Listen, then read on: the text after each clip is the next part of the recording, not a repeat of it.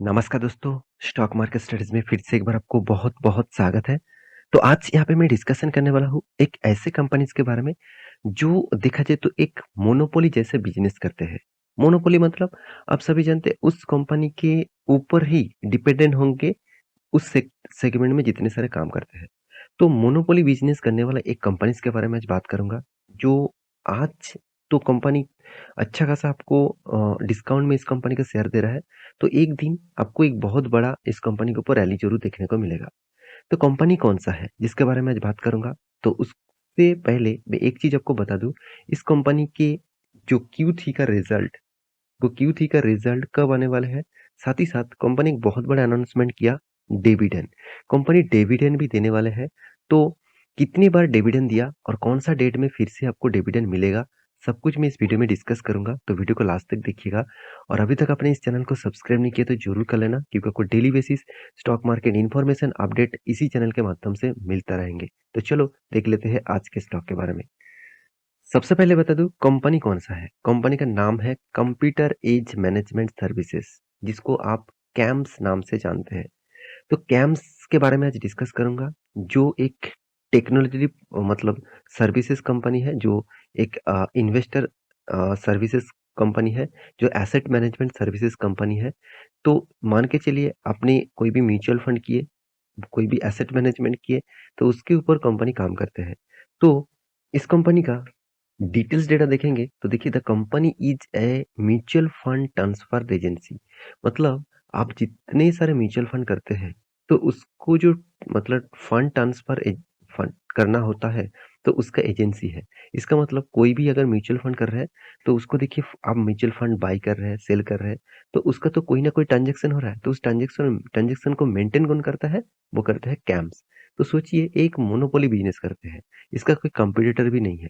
आप देखेंगे तो कंपनी साथ ही साथ क्या करते हैं, आप देख सकते इट प्रोवाइड्स इन्वेस्टर सर्विसेज, यहाँ पे देख सकते हैं distributor services and asset management companies. तो तीनों तीनों सेक्टर में कंपनी काम करते हैं, प्रोवाइड करते हैं, मतलब इन्वेस्टर के सर्विसेज के ऊपर, डिस्ट्रीब्यूटर सर्विसेज के ऊपर एंड एसेट मैनेजमेंट के सर्विसेज के ऊपर। तो ये सारे चीज आपको यहाँ पे देखने को मिला। तो कंपनी ने जिस बेसिस में कंपनी को खड़ा किया और जिस तरीके से कंपनी ग्रोथ और पोटेंशियल बढ़ाया, वो बहुत शानदार है। तो कंपनी का हर पैरामीटर आपको पॉजिटिव दिखेगा। हाँ, कुछ पॉइंट ऑब्वियसली वीक दिखेगा, वो मैं आपके साथ शेयर करूँगा। उससे पहले कंपनी का रिजल्ट कब आने वाला है, वो देखना बाकी है। क्योंकि देखिए क्वार्टरली में रिजल्ट दिखा दूँ, अभी तक सितंबर तक रिजल्ट आया हुआ है, सितंबर क्वार्टर तक। तो सितंबर क्वार्टर तक आप देखेंगे ध्यान से, हर क्वार्टर में कंपनी अच्छा खासा यहाँ पे रेवेन्यू जनरेट करके आया है। ऐसे नहीं कि कंपनी ने अच्छा खासा रेवेन्यू जनरेट किया तो इसके कारण गिर रहा है, ऐसे बिल्कुल भी नहीं। तो चलो मैं वही उसी के बारे में डिस्कस करूंगा। तो सबसे पहले मैं बात करूंगा इस कंपनी के रिजल्ट के बारे में। अगर आप गूगल में रिजल्ट सर्च करेंगे तो आपका बीएससी का इस पेज ओपन हो जाएगा।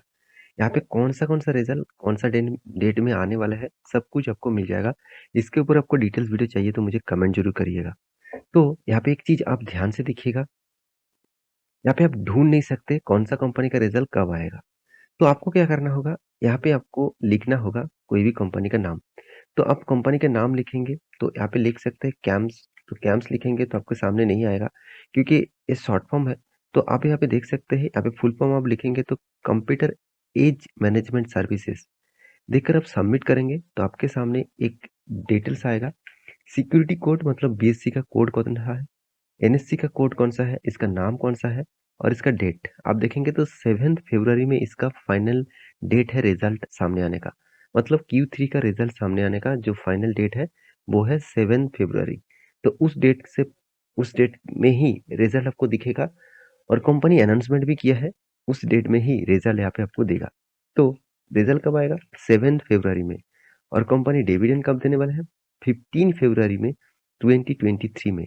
तो कंपनी देखिए इंटीम डिविडेंड देने वाला है। तो मैं आपको बहुत बार बोल चुका हूँ, दो तरीके से कंपनी डिविडेंड इशू करते हैं, एक इंटीम डिविडेंड और दूसरा है final dividend. Interim dividend company का प्रोमोटर खुद डिसीजन लेकर दे सकते हैं, मगर फाइनल डिविडेंड वो खुद डिसीजन नहीं लेकर मतलब नहीं ले पाएंगे, उसके लिए शेयर होल्डर का भी अप्रूवल लेना लेना पड़ेगा। तो तो आपको क्या करना होगा, आपको 15 फरवरी के दिन याद रखना होगा, उससे पहले 7 फरवरी सॉरी 7 फरवरी 2023 में, इस डेट को ज़रूर याद रखिएगा। इसके ऊपर मैं एक वीडियो डिटेल्स बना के दूँगा, जब इसका रिज़ल्ट पब्लिश होगा। क्योंकि देखिए, कोई भी कंपनी के ऊपर निवेश करने से पहले, उससे पहले कंपनीज़ के बारे में जानकारी लेना बहुत ज़रूरी है। क्योंकि उस कंपनी की जानकारी ही आपके पास नहीं है और कंपनी के डिटेल्स आपके पास नहीं है, तो उस कंपनी के ऊपर आप डिविडेंड के हिसाब से निवेश करेंगे, तो आप खतरे में पड़ सकते हैं। देखिए 2022 में ही कंपनी 5-5 बार करके, सॉरी 4-4 बार करके डिविडेंड दिया है। तो इस कंपनी का डिविडेंड यील्ड बहुत अच्छा, बहुत शानदार है। आप ध्यान से देखेंगे कंपनी कितने बार डिविडेंड दिया और वो भी कितने पैसे करके। चलो मैं इस कंपनी का डिविडेंड यील्ड आपको बता देता हूँ, कितने डिविडेंड है। तो कुल मिलाकर जो 4 बार ऑलमोस्ट डिविडेंड दे चुके हैं, उसको मैं एक साथ जोड़ दूँ, तो आपको दिखेगा, आप देख सकते हैं मैं टोटली सब कुछ यहाँ पे मतलब यहाँ पे ऐड कर रहा हूँ। तो टोटल 38 बन चुके हैं। अगर इसको आप 38 से अगर इस कंपनी का डिविडेंड यील्ड कैलकुलेट करेंगे, तो इसका डिविडेंड यील्ड कितना दिखा रहा है? 1.70। तो क्यों 1.70 दिखा रहा है? क्योंकि देखिए इसके साथ आपको मल्टीप्लाई क्या करना होगा? Current price. देखिए अभी करंट प्राइस जो है उसके साथ मल्टीप्लाई ज़रूर कर दीजिएगा। तो किन 2275 चलो मान लेता हूँ। तो कितना आया? 0.016। तो उस हिसाब से आपको मल्टीप्लाई करना होगा 100 से। तो अ, तो यहाँ पे देख सकते हैं 1.67 आपको दिखा रहा है।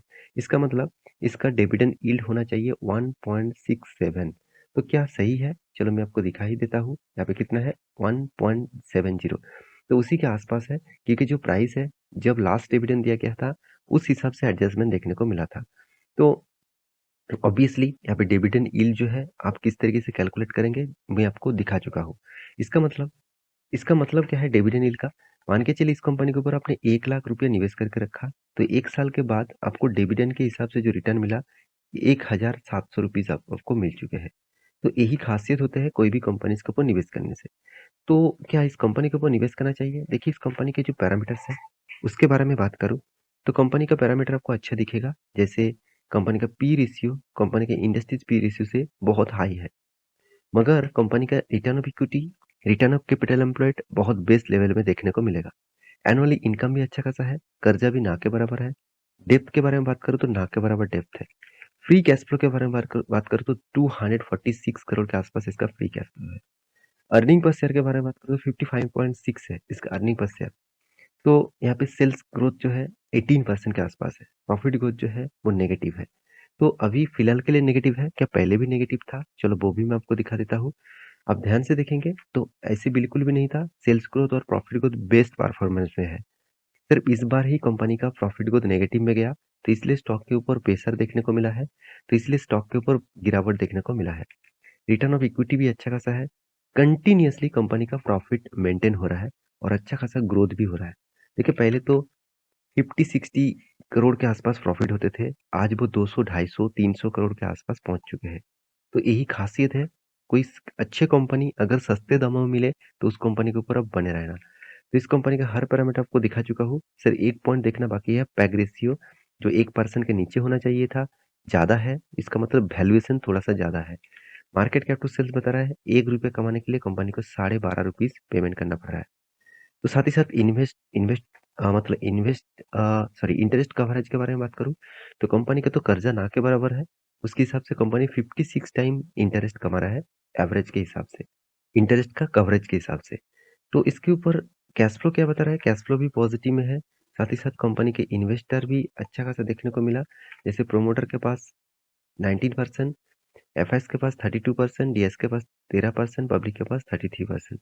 देखिए अगर कंपनी में दम नहीं होता तो इंस्टीट्यूशन इसके ऊपर निवेश नहीं करता। इसका चार्ट पैटर्न के बारे में बात करूँ, देखिए जब से स्टार्ट हुआ तब से लेकर अच्छा खासा एक परफॉर्मेंस किए थे और उसके बाद देखिए लगातार लगातार गिरावट हुआ।